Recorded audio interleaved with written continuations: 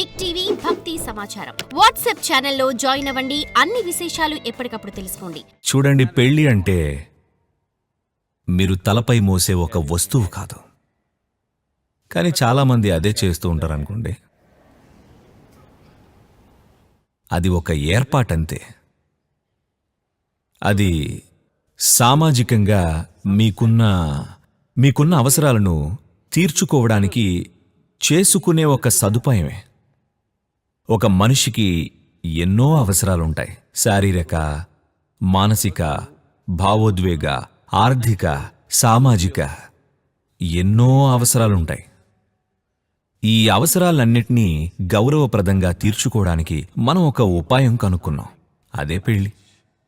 అప్పుడు ఒక పరిధిలో ఈ అవసరాలన్నీ తీరితే మనుషులు అన్ని చోట్ల చేరి సమాజ శాంతిని భగ్నం చెయ్యాలని చూడరు.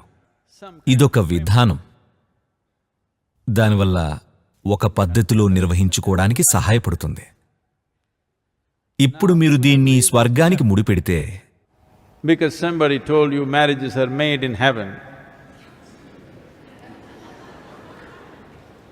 only the unmarried ones think so.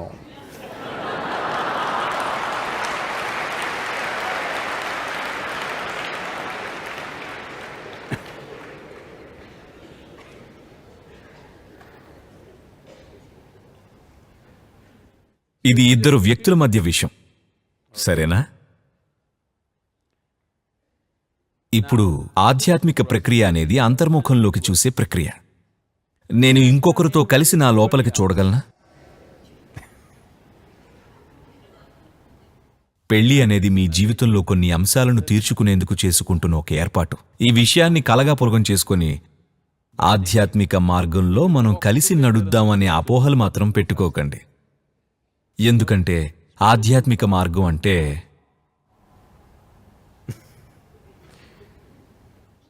అది మీరు ప్రయాణించే మార్గం కాదు. మీరు వెల్లంగిరి కొండకు వెళ్ళడానికి కాదు. కలిసి చేతిలో చేతులు వేసుకొని నడవడానికి. మీరు వెల్లంగిరి కొండకు వెళ్లాలన్నా అలా నడవకండి. అది చాలా ఇరుకైన మార్గం. అరణ్యంలోకి నడవడానికి అది సరైన మార్గం కాదు. మీరు పార్కులో కావాలనుకుంటే చేతిలో చెయ్యేసి నడవచ్చు. మీరు కలిసి షాపింగ్కి వెళ్ళొచ్చు, సినిమాకి కూడా కలిసి వెళ్ళొచ్చు. కానీ అంతరంగంలోకి చేతిలో చెయ్యేసి వెళ్ళలేరు.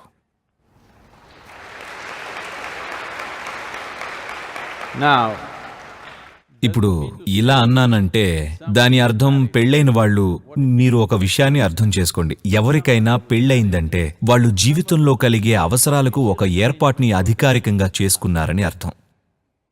A formal arrangement for simple needs that a human being has. ఇందులో శారీరక, మానసిక, ఆర్థిక మరెన్నో రకాల అవసరాలు ఉంటాయి. కాబట్టి ఇవన్నీ మీరు చేసుకున్నవే. కాబట్టి వాటిని మీరు హుందాగా నిర్వహించుకుంటే మీరు అంతరంగంలోకి చూసుకోవడానికి సమయం దొరుకుతుంది. అలా కాకుండా ఆ ఏర్పాట్లలోనే కూరుకుపోతే ఇక మీలోకి మీరు చూసుకోవడానికి ఆస్కారం ఉండదు. అంటే మీరు ఒంటరివారైతే అది సాధ్యపడుతుంది అనుకోకండి. ఒంటరిగా ఉంటే ఎప్పుడూ వెతుకుతూనే ఉంటారు. మీ సమయం, జీవితం అన్నీ ఒకరి కోసం వెతకడంలోనే గడిచిపోతుంది. దానివల్ల కూడా ఏ ఉపయోగం లేదు. మీరు గనుక మీ కోరికలు, మీ ఆశలు, మీ అవసరాలు గనుక పెళ్లి చేసుకోవడం వల్ల తీరతాయని అనుకుంటే సరే, చేసుకోండి. కానీ దాన్ని స్వర్గంతో ముడిపెట్టకండి. స్వర్గంలో జరిగేది కాదది, నన్ను నమ్మండి.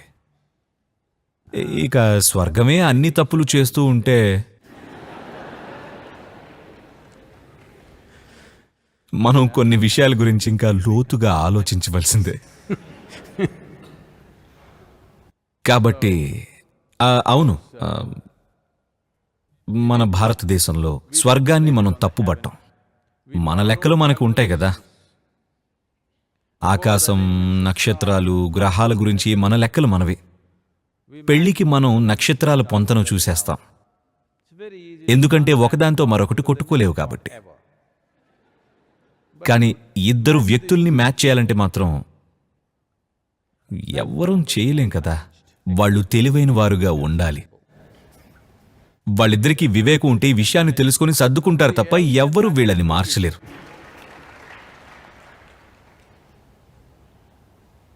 పూజారులు కృషి చేశారు, దేవుళ్ళు, దెయ్యాలు అందరూ ప్రయత్నించారు, అయినా సరే అది పొస్సగలేదు, అది పనిచేయలేదు. కానీ ఇద్దరు పరిణితి కలిగిన వ్యక్తులు నిర్వహించుకోగలరు. ఇద్దరూ అర్థం చేసుకుంటే ఈ ఏర్పాటులోని పరిమితులు, దాని అవకాశాలు బేరీజు వేసుకుని విచేతనతో ఉంటే చక్కగా నిర్వహించుకోగలరు. దాని స్వర్గానికి చేరిస్తే అది ఖచ్చితంగా కుప్పకూలిపోవడం మీరే చూస్తారు. కాబట్టి మీ పెళ్లికి ఆధ్యాత్మికతకి ఏ సంబంధం లేదు, ఎందుకంటే మీ ఆధ్యాత్మిక ప్రక్రియ అనేది లోపలి ప్రయాణం. కానీ దీంట్లో ఒక పార్శ్వం ఏంటంటే, ఒంటరిగా నడిస్తే మనుషులు తడబడొచ్చు.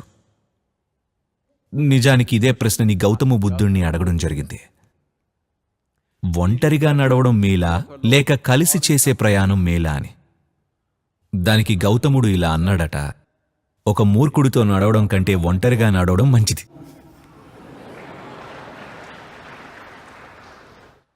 అలా అన్నది గౌతముడు, నేను కాదు.